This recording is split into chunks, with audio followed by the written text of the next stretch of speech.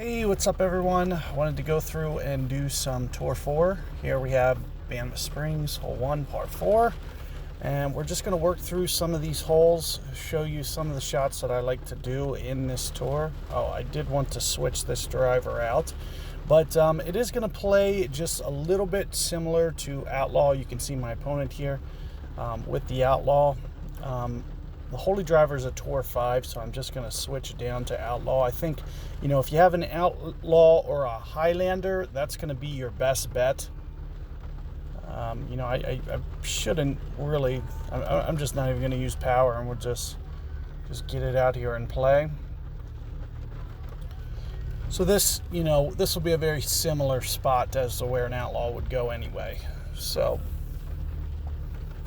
you don't have that much extra length with a Holy Driver. Eventually, it does evolve into a pretty good club, so it is something that you want to keep in mind. Is developing that will have its advantages. Now, here you can see one of the things that I sometimes like to do is use cruiser balls on this one because of this slope. So first and foremost, you're going to see that I'm going to play the ball guide short. You're seeing winds are starting to get larger. That means the wind effect is going to start to be more critical. Now what I'm going to do, I'm going to play just a little bit more than 2 rings here.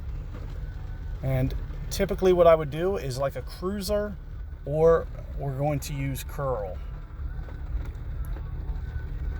So that's what I'm going to do with this one. You can see I grab my ultimate.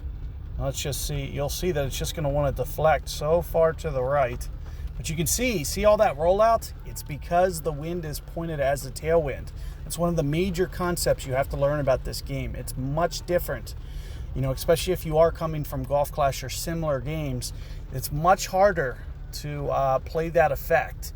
So you always have to be considering stuff like that. There's never a time that you can just not factor that in, because it's so much more significant in this game. Also slope, landing on slope, that's something that you also have to be thinking about. If you're landing on more of a downslope, it's going to be very tough to stop that ball. If you're landing on an upslope, it might not run out very far. So you really got to pay attention to where you're landing the ball. But let's just take a look at some of these shootouts. I'm going to try to purposefully go to the shootouts, and this is a shootout you may remember from Tour 3. Difference being here is the pin is in the back now.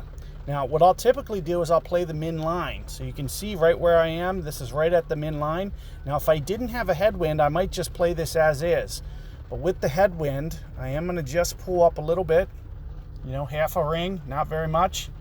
You can see I'm offset just a tad bit to the left of the hole because it is pointed to the right. And if we get our perfect ball, it's going to be a good chance we can get this one in there pretty tight.